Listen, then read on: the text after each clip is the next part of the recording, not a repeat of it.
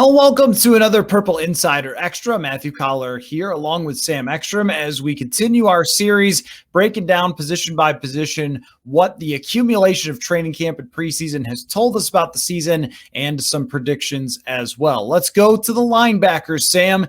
And this one is a hard group to put a finger on because at first we saw some frustration from Mike Zimmer and Adam Zimmer about the linebackers, and then all of them made the team, and they seem to be pleased with how they performed on special teams. We've got Anthony Barr, who's been dealing with a knee issue throughout training camp. Eric Kendricks looks exactly like Eric Kendricks. We've got Nick Vigil, who we're not all that familiar with, even after training camp and preseason. We just don't know what he's going to bring to the table as a guy who formerly played with the Chargers and the Bengals. This is an Eric Wilson, who we know so well.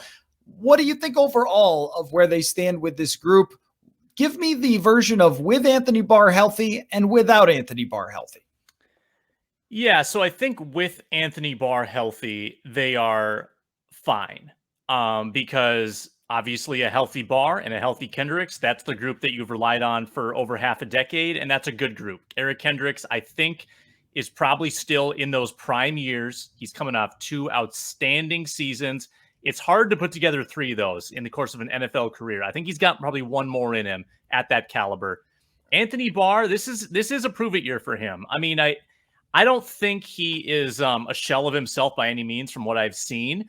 The injury stuff, though, is a concern. And he has, over the course of his career, been a little bit injury prone. So the fact that this is popping up now and that they are kind of nursing it along, it tells me that he might have to play less than 100%. And when that's happened in the past, it hasn't always been good on the way that it manifests in his play. So that's a little red flag for me. But I think that if he can be healthy, I think that they hang on and do all right. Nick Vigil kind of was exactly what I expected in the preseason. He had a couple of really nice plays in coverage. He had a good pass deflection. He also missed some tackles. That's going to be the MO for Nick Vigil. But this staff really committed to him right away. I mean, he was the guy from very early in training camp while all of the young linebackers were kind of scuffling and struggling along.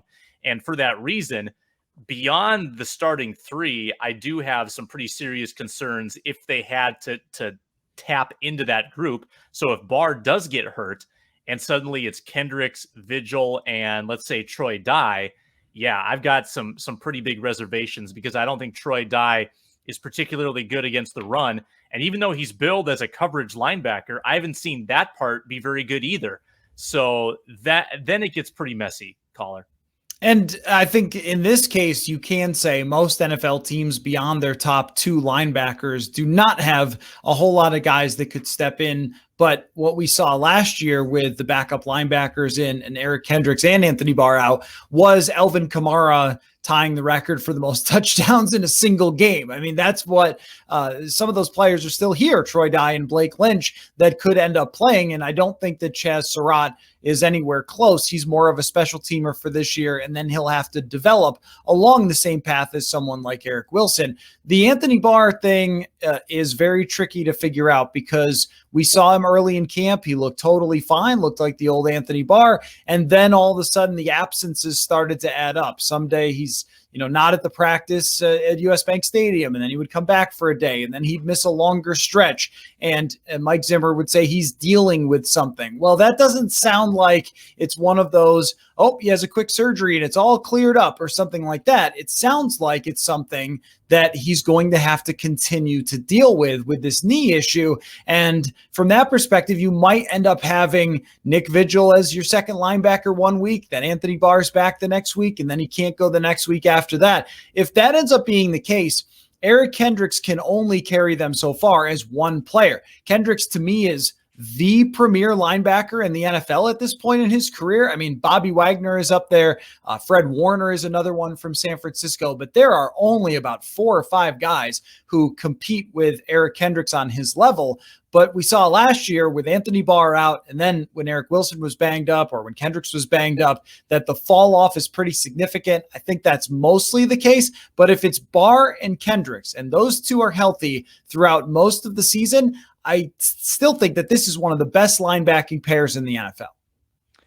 Yeah, I think so too. And maybe Paul Gunther comes in here and invents some ways to get even more pressure on the quarterback from Barr. At this point, though, I mean, realistically, are we going to see more from Barr from a pass rushing standpoint? I mean, I've looked at his pass rushing attempts over the course of his career. Like the range is very narrow. He's had between like 90 and 110 pass rushes every year of his career. They've never wavered. They've never had a big sharp increase. They kind of just send him after the quarterback, 5 times a game or so in third down situations. And occasionally he gets home. I'm not sure that's part of his game. It doesn't need to be part of his game. As long as he tackles as well as he has the past 3 years, as long as he can, make an occasional play, force a turnover, and be decent in coverage where he has been exploited at times, I think he's still a good player. He's not going to be splashy like Kendricks or even Eric Wilson. He doesn't quite have that nose for the ball that they do, but his physicality, his presence, his ability to call the plays, that stuff is incalculable. And I think he's pretty valuable right in the heart of that defense.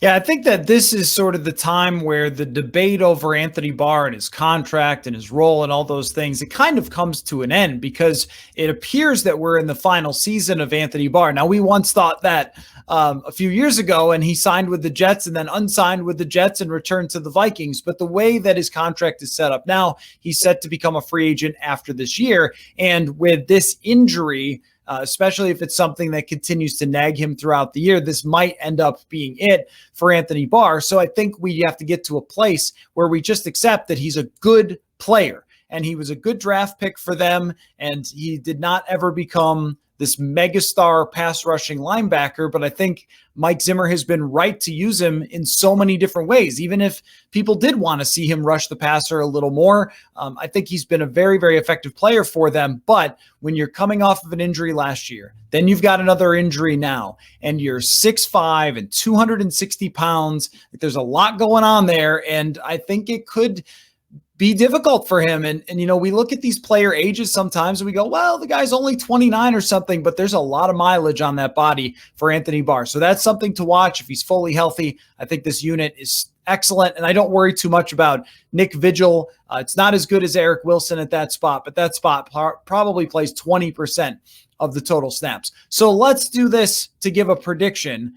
How about number of turnovers caused by Eric Kendricks, Anthony Barr, Nick Vigil, and the linebacking group? Well, this number was absurdly high last year. Like they tripled the amount of turnovers that the cornerbacks and safeties had, I think, because it was Wilson and Kendricks both with 3 interceptions, if I'm not mistaken. And I'm not sure if there were some forced fumbles in there too. So it's not going to be that. That was just insane. I'm going to say 5. I'm going to say a handful of interceptions, maybe a strip sack, forced fumble.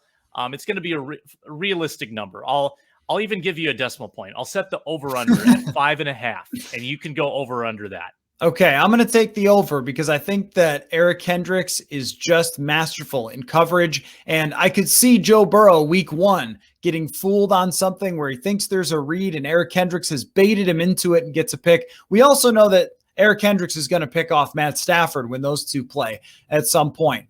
Forced fumbles are impossible to predict, but I think that Eric Kendricks' nose for the ball is significant here, and I think that they'll end up with a few more than 5.5 and still ultimately become a very good group. All right, make sure you listen to our longer conversations wherever you're listening to your podcast. Type in Purple Insider and purpleinsider.substack.com for our written work from TCO Performance Center. We'll catch you next time.